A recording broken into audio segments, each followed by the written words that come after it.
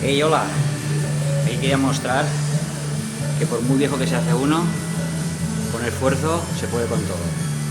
Vamos a ver, que esta semana estoy un poco cansado. Hemos estado la semana de fiestas y cuesta, pero bueno, vamos a ver.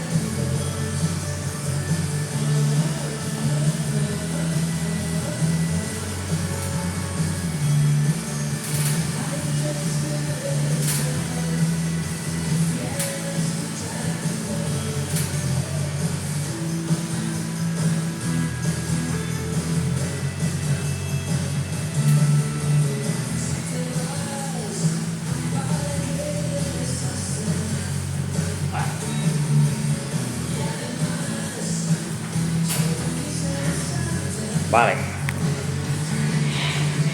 Y ahora, esto sin parar.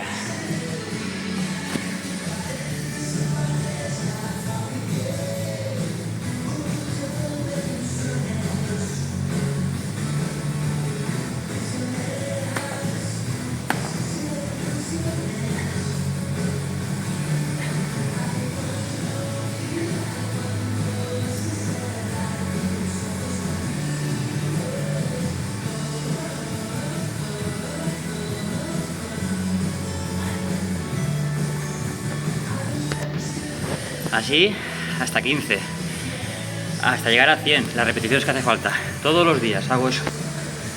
10 dominadas y repeticiones de 15 flexiones hasta llegar a 100. Y lo hago en mi rutina. Hoy toca espalda y bíceps. Estoy hecho un viejo, pero aún resisto.